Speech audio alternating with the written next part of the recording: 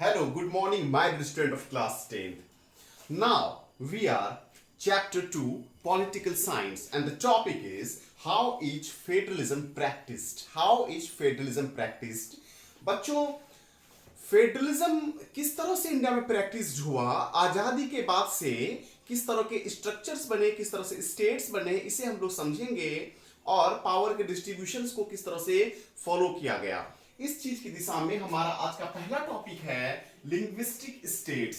Linguistic states का मतलब हो गया भाषा के आधार पर राज्य।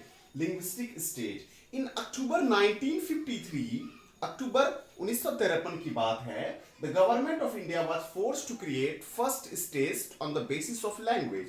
अक्टूबर 1953 में इंडियन गवर्नमेंट या आप कह सकते हैं नेहरू गवर्नमेंट पर प्रेशर तब पड़ा जब एक अलग राज्य आंध्र प्रदेश के गठन की बात उठी।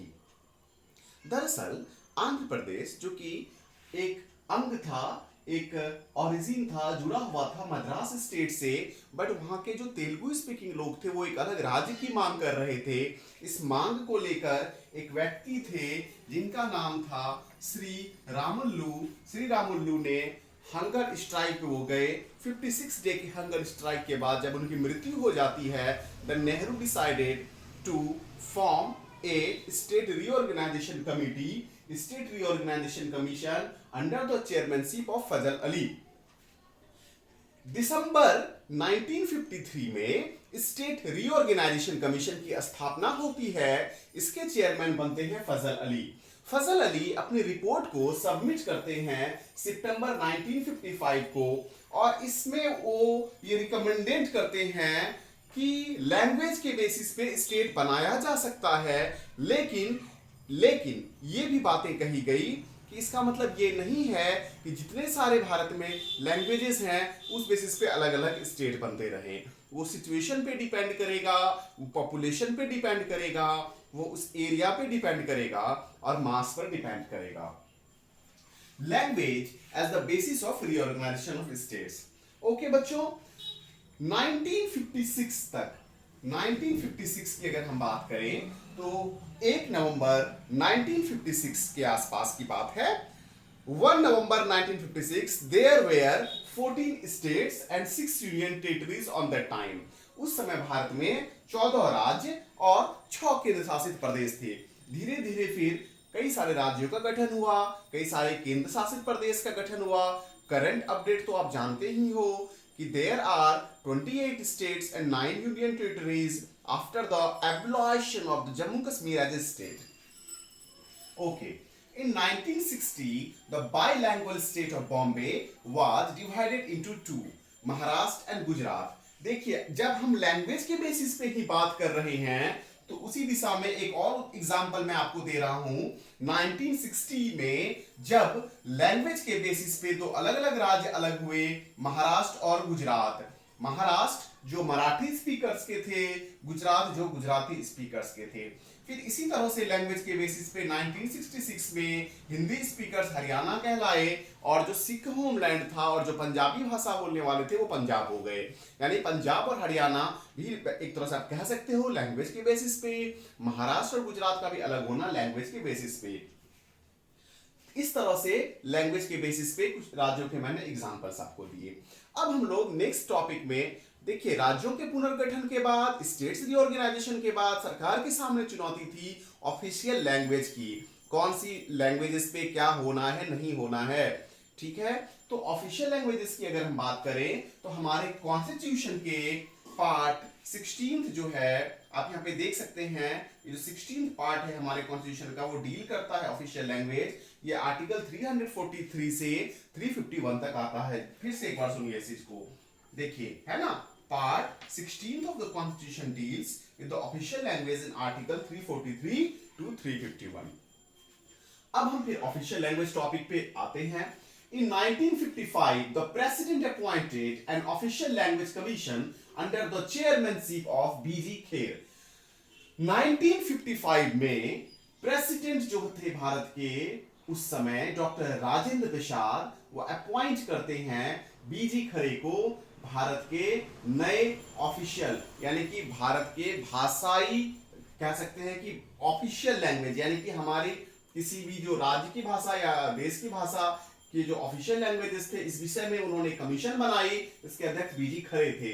The parliament enacted the official language act in 1963। Indian parliament ने इस एक्ट को 1963 में लागू किया। Hindi Hindi written in Devanagari script to be the official language of union. Hindi India एक यूनियन के तौर पे तो एक ऑफिशियल लैंग्वेज है, लेकिन कई सारी चीजों में भारत में इंग्लिश की यूज अभी भी होती है, जैसे जुडिशियरी वगैरह में और कई सारी चीजों में आप देख सकते हो। लेकिन जहां तक राज्यों का बात है, स्टेट का बात है, तो स्टेट के ऊपर केंद्र ने ना फोर्स नहीं किया। स्टेट के ऊपर इसलिए फोर्स नहीं किया क्योंकि इंडिया में काफी सारे कल्चरल डाइवर्सिटीज हैं।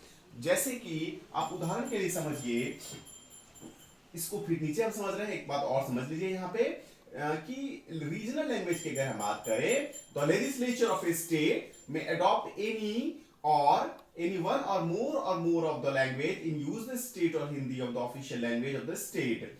यानी कि वो राज्यों पर डिपेंड करेगा कि वो किसे अपना ऑफिशियल लैंग्वेज बनाएगा। जो हिंदी भाषी राज्य हैं जैसे बिहार, मध्य प्रदेश, उत्तर प्रदेश, राजस्थान, दिल्ली वगैरह, यहाँ तो हिंदी फर्स्ट ऑफिशियल लैंग्वेज है ही, लेकिन आप यहाँ देख सकते हैं जैसे बिहार में फर्स्ट ऑफिशियल लैंग्वेज हिंदी है, जबकि सेकेंड ऑफिशियल लैंग्वेज के तौर पे उर्दू का यूज होता है। अगर हम तेलंगाना की बात करें, फर्स्ट ऑफिशियल लैंग्वेज तेलुगु है, जबकि सेकेंड ऑफिशियल लैंग्वेज उर्दू है। उत्तर प्रदेश में फर्स्ट ऑफिशियल लैंग्वेज हिंदी, फिर सेकेंड उर्दू। केरला की बात करें तो केरला में तो लगभग आई थिंक 80% लोग मलयालम बोलते हैं, तो मलयालम है, फिर भी एडिशनल ऑफिशियल लैंग्वेज इंग्लिश भी रखा गया है। तमिलनाडु में Tamil, additional official language English, जबकि महाराष्ट्र में मराठी और इंग्लिश। दैट मीन्स कि ये रीजनल अलग अलग लैंग्वेजेस का इतना ज्यादा बोलबाला है, इस प्रेशर में कभी भी सरकार इस चीज पर कोई प्रेशर या कोई रूल नहीं बनाती है। तो बच्चों ये ऑफिशियल लैंग्वेजेस से चीजों की बात हो गई। अब मैं आपको इससे पहले कि सेंटर और स्टेट के बीच के रिलेशनशिप्स और फेडरलिज्म को और अच्छे से समझाऊं, आप इन दोनों ही पॉइंट्स को, इन दोनों ही टॉपिक को जल्दी से अपने नोटबुक में उतारिए। Okay, fast.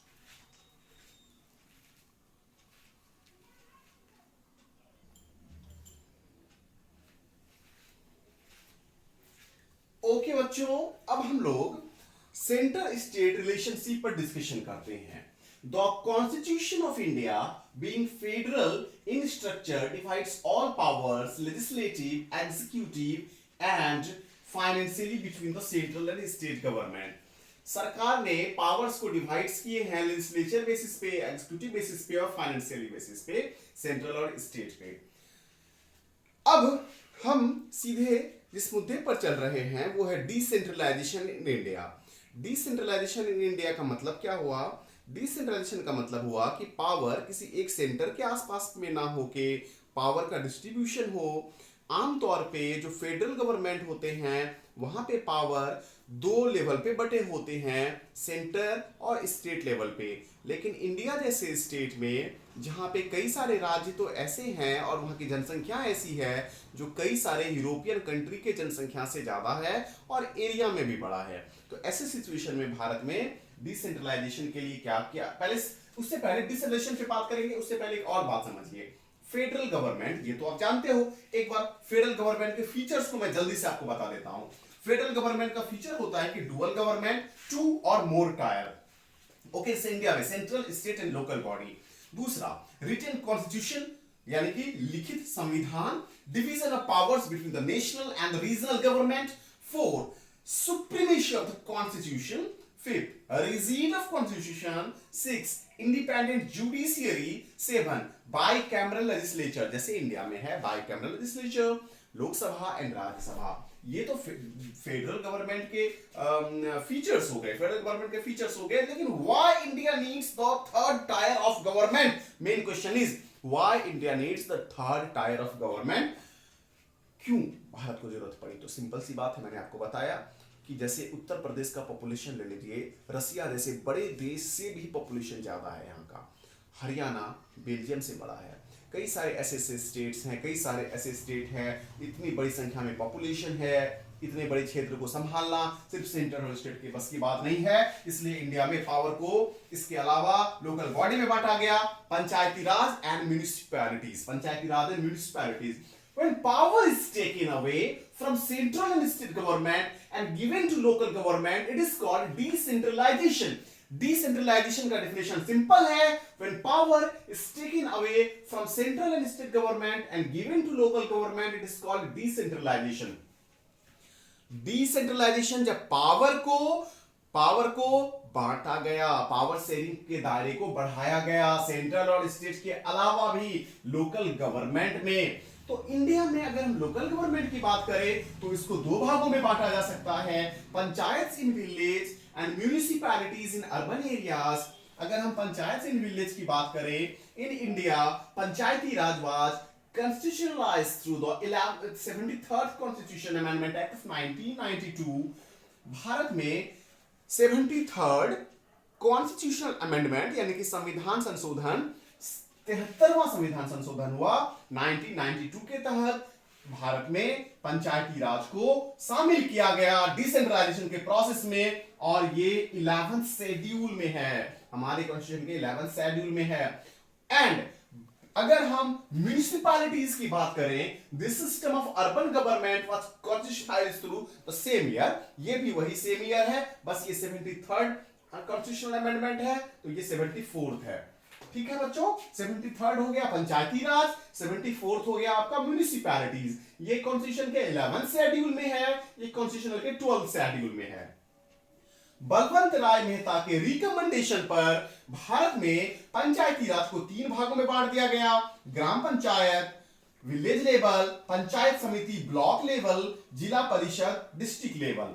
ओके बच्चों, और एक बात आपको बता देता हूं, Rajasthan was the first state where Panchayati system was started in 2nd of October 1959। Okay, Rajasthan के नागौर डिस्ट्रिक्ट में।